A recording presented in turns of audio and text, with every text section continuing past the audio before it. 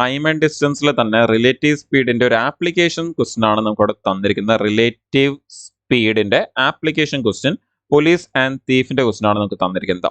നമുക്ക് ആ ക്വസ്റ്റ്യൻ നോക്കാം.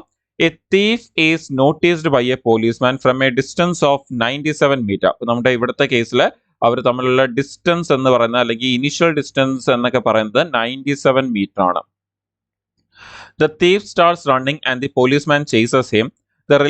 The thief and the policeman run at the speed of 21 meter per second and 23 meter per second എന്ന് തന്നിട്ടുണ്ട്. So ഇവിടെ ആ പോലീസും തീഫിന്റെയും റിലേറ്റീവ് ആയിട്ടുള്ള അവർ തമ്മിലുള്ള സ്പീഡ് എന്താണെന്നുള്ളത് നമുക്ക് കണ്ടുപിടിക്കാം. റിലേറ്റീവ് സ്പീഡ് അങ്ങനെയാണെങ്കിൽ നമുക്ക് 23 മൈനസ് 21. അപ്പൊ എന്തുകൊണ്ടാണ് മൈനസ്? രണ്ടുപേരും ഒരേ സെയിം ഡയറക്ഷനിലാണ് പോകുന്നത്. സോ സെയിം ഡയറക്ഷൻ ആണെങ്കിൽ എന്ത് സംഭവിക്കും? മൈനസ് വരും. അതല്ല ഓപ്പോസിറ്റ് ഡയറക്ഷനിലാണ് പോകുന്നതെങ്കിൽ നമുക്ക് അവിടെ എന്ത് വരും? പ്ലസ് വരും. So 23 minus 21 2 metre per second ആണ് എന്ന് നമുക്ക് കിട്ടും. ചോദിക്കുന്ന what is the time taken by the policeman to catch the thief. അപ്പോൾ വളരെ സിമ്പിൾ ആയിട്ടാണ് ചോദിക്കുന്നത് എന്താണ് ആ പോലീസ്മാൻ തീഫിനെ പിടിക്കാൻ എടുക്കുന്ന സമയം. സോ ടൈം എന്ന് പറയുന്നത് ടോട്ടൽ ഡിസ്റ്റൻസ് എത്രയാണ്?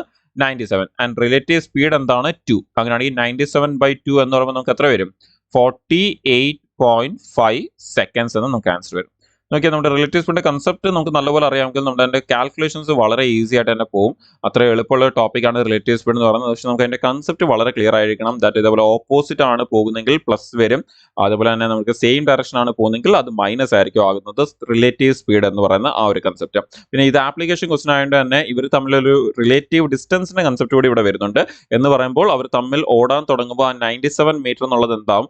തമ്മിൽ കുറഞ്ഞ് നമുക്കത് 0 ആകുമ്പോഴാണ് പോലീസ് തീഫിനെ പിടിക്കുന്നത്. അപ്പൊ അങ്ങനെയാണെങ്കിൽ അവിടെ റിലേറ്റീവ് സ്പീഡ് ഡിസ്റ്റൻസ് എന്ന് പറയുന്നത് ആക്ച്വലി എന്ത് സംഭവിക്കുകയാണ്? അത് കുറഞ്ഞ് 0 ആകുമ്പോഴാണ് നമുക്ക് പോലീസ് തീഫിനെ പിടിക്കുന്നത്. ക്ലിയർ?